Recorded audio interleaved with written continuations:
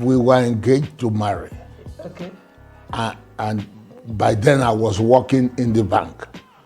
And the idea was he was going to marry a banker. Now God, I now turn around and say, I'm not doing banking again. I'm going to answer the call. And of course, a lot of people, including members of my family, who did not agree that I should go to the ministry.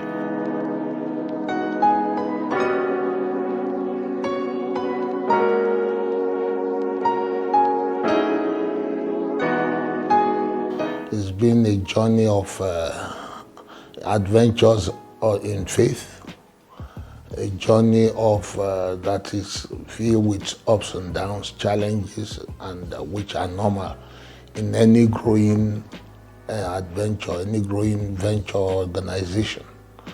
And of course, also we'll say it's an adventure that is equally very interesting in the fact that you are able to live to see something that started like a grain of mustard seed, and when it started, it had no form nor comeliness that anyone would desire it. For God to have taken us to the level He's taken us, it's a blessing. So I would say that for me, it's to God be the glory. The church was established in 81. I didn't know how to navigate, but when Maurice gave me a scholarship to come to San Diego, California in that 1981, after we just established the church, that opened my eyes to a lot of things. That's when I got exposed to different ministries, and I now had to know how to set up certain things in ministry. But the revelation was clear that, listen, it's time to leave where you were to a new place. Well, the membership talk in terms of when we first started, like I said, it was nothing much to write to me about. And that's why it was very difficult to believe when God was saying to us that He was going to take us all over the world and to preach the gospel. And but like I said, we began to now experience gradually. When we first started in Akoka, it was not, in fact, we were intimidated by the next church on beside us. And I was saying, what else will I do? I'm not going to do all these funny things people do. I'm going to stick to the word of God and pray. And that's what we were doing. But God, suddenly, there's a planting stage when you plant and eventually the things begin to grow. And that's what happened. I didn't know that, all these things are things I had to learn later, that at times there is a time of planting and things don't just come up like that from the ground. I'm a type of person who would like to tell himself the truth. I don't like deceiving myself over anything. I don't have a point to prove.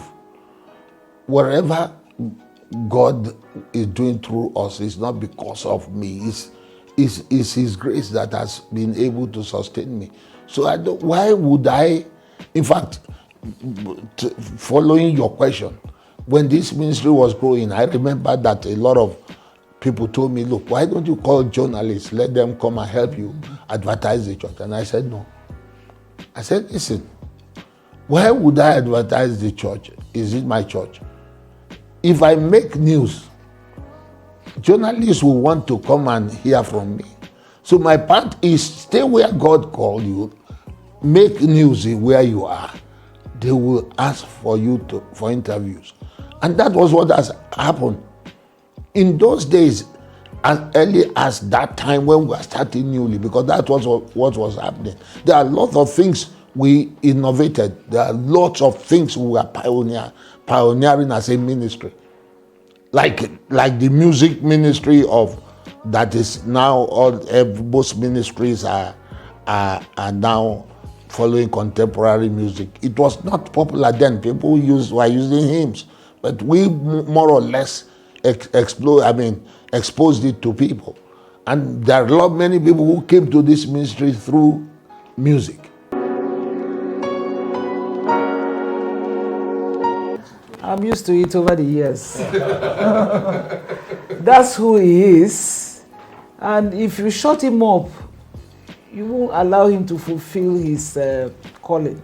So over the years, I've known that he even tell, let me give you this as an example. When we started, he would tell me when I'm wrong. When we started in the early years, he will tell you, if you spend kobo in the impress and you didn't write it down, and you didn't remember, you pay it back. And he did that to me. I paid it back. I had a challenge with a sister. He said, you are wrong. Go and apologize to her. So over the years, I've known that he stands for the truth. So I don't persuade him to be. No, it's not him. You will cripple him if you want him to be what he's not. So I'm used to it over the years. And he can cook. He will tell you how to prepare some soup. Yeah, he will say, prepare it this way, it is done this way. And we'll listen to him and we'll prepare it. So that's how we've been living.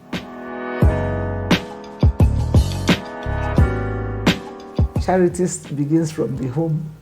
I took up Obunike for a place. And I went there, we opened one in Obunike.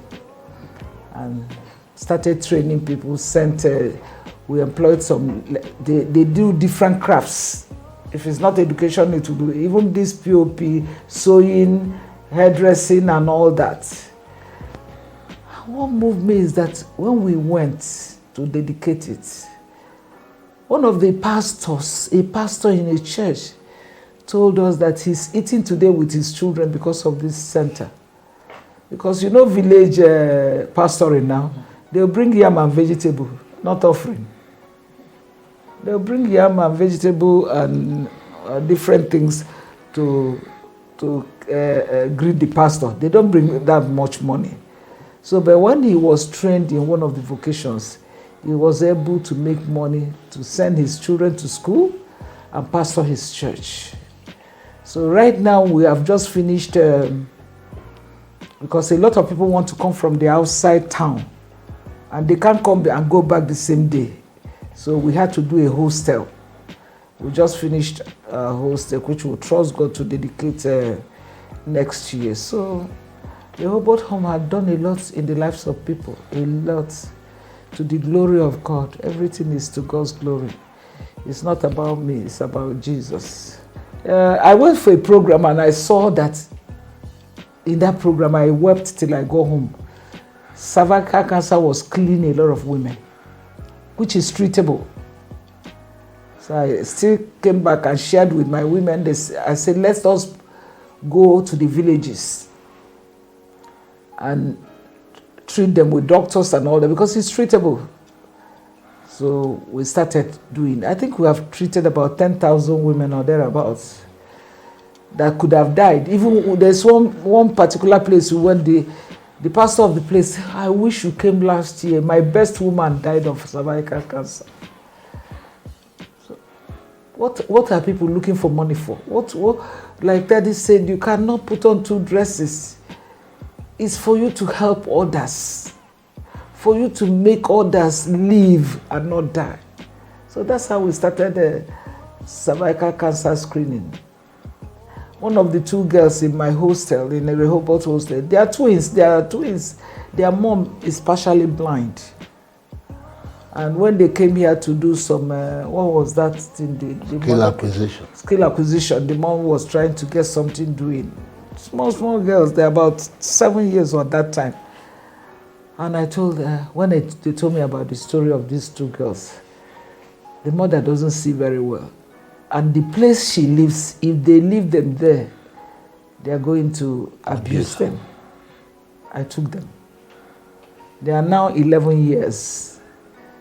They are in school. And on Sunday, they brought them to show me, say, Mommy, your girls have grown. I couldn't recognize them again. They have grown. They're about to enter secondary school or thereabouts. So that's what gives me joy. It gives me fulfillment.